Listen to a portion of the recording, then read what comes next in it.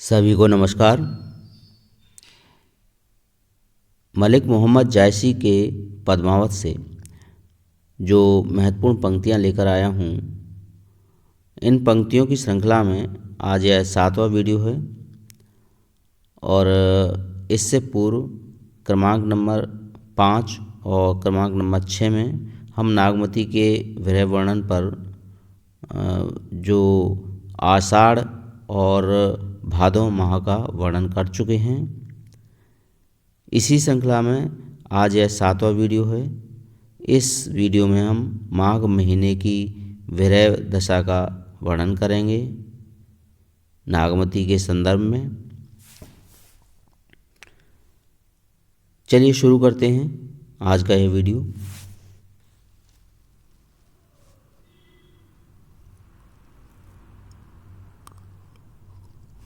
लागेउ माघ परे अब पाला, विरह काल भयउ जड़ काला। पहल पहल तन रुई जो झाँपे, हहरि हहरि अधिको हिह काँपे। आई सूर होई तनु रे नाहा, तोहि बिनु जाड़ न छूटे माहा। एहि माह उपजय रस मूलू, तूसो भोर मोर जीवन फूलू। नैन चुबहि जस महवट नीरू, तोहि बिनु आग लाग सर नीरू चिरू। टप टप बूंद परहीं जस ओला, विरह पवन होई मारे झोला। केहरी सिंगार को पहरे पटोरा, गिऊ न हार रही होई डोरा। तुम बिन काँपे घन हिया, तन चितौर भाडोल। तेही पर विरह जराई के, यह उड़ावा झोल। देखिए, झोल का अर्थ राख से है।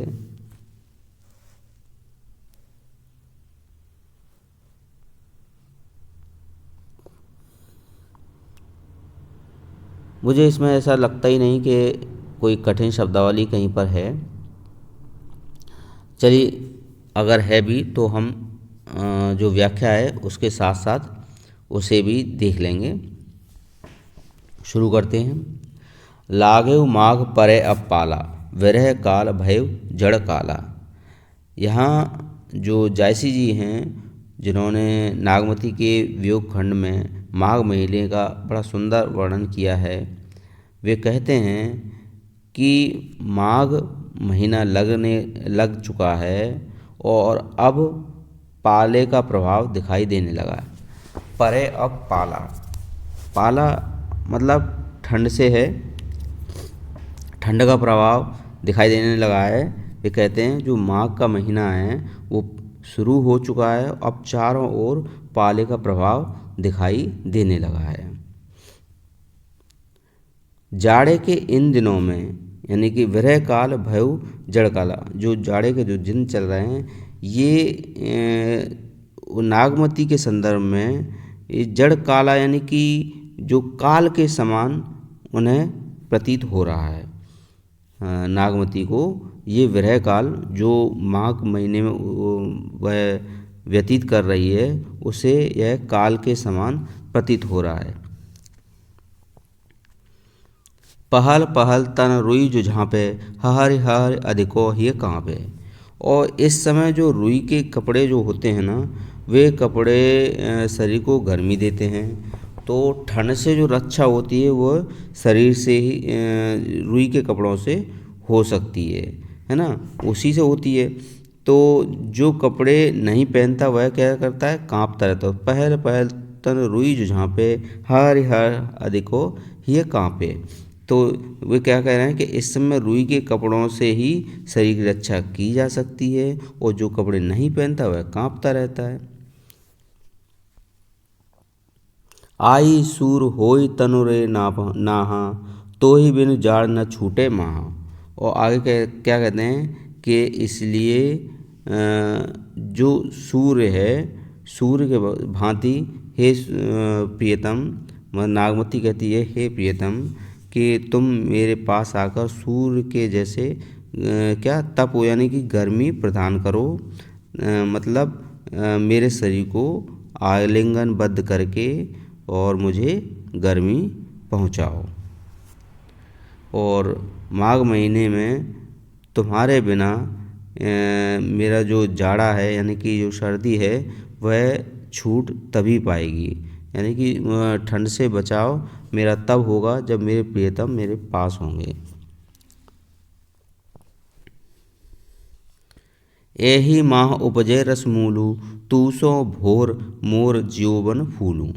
अब देखिए आगे क्या कह रही है नागमती कि इसी माह में, यही माह, इसी माह में यानी कि माघ महीने में उपजे रस मूलु, यानी कि जो मूल रस है वह उपजता है। मूल रस से यहाँ अर्थ क्या बोलते हैं, काम उत्पन्न करने से है कि जब इस माह में काम उत्पन्न होता है जिससे रस उपजता है। और तू सो भोर मोर जीवन फूलूं। और आगे कहती हैं कि जो आपके आ जाने से मात्र से जो वसंत माह में मेरा यौवन फूलने वाला है, मतलब उस विकसित होने वाला है। नैन चुबई जस महवट नीरू, तोहि बिनु अग लाग नीर लाग सर चीरू। मतलब ये क्या करें कि नैन चुबई जस महवट नीरू, तोहि बिनु अग लाग सर चीरू। अब ये देखिए आगे क्या कह रही हैं कि आपके बिना मेरे जो नैन हैं वो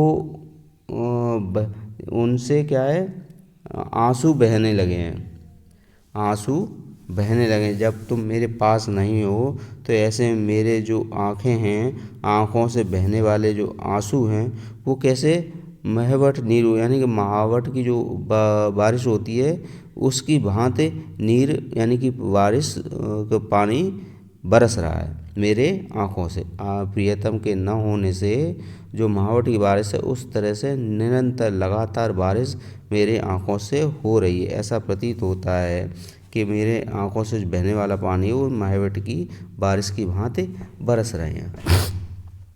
तोहि बिनु आग लाग सर चीरूं, और इससे मेरे कपड़े गीले हो गए हैं, वे ठंडे होकर मेरे शरीर को बाणों के समान चुभ रहे हैं। टप टप बूंद बरसी जस ओला, विरह पवन होई मारे झोला।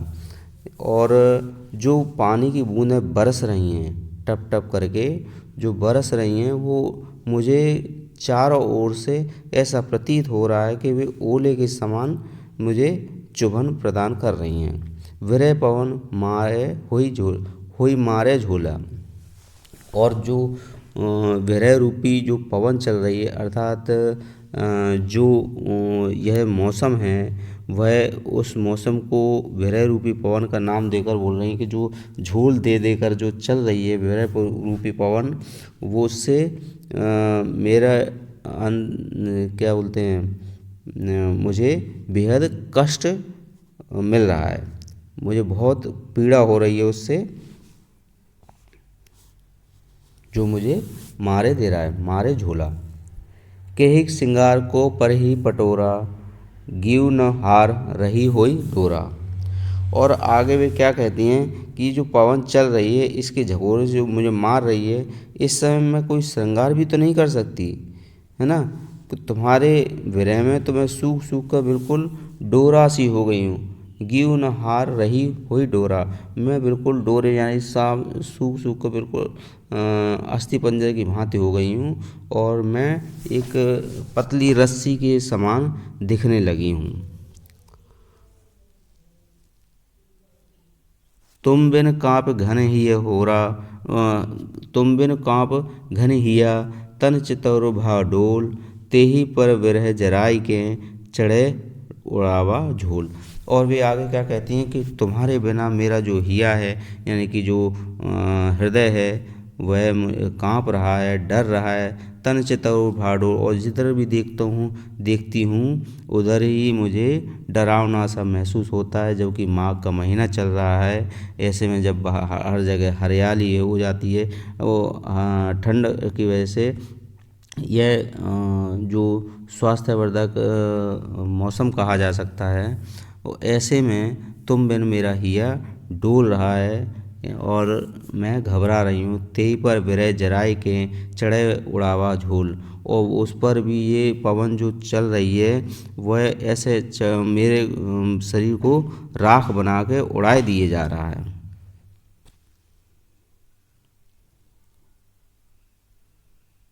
और आज का ये वीडियो यहीं समाप्त होता है। आप लोगों को यह व्याख्या कैसी लगी प्लीज़ कमेंट करके बताया करें। उम्मीद है आप लोगों को यह व्याख्या अच्छी लगी होगी। और माघ के महीने की जो विरह दशा का वर्णन है नागमती का, वह बेहद सुंदर दर्शन है, वर्णन है।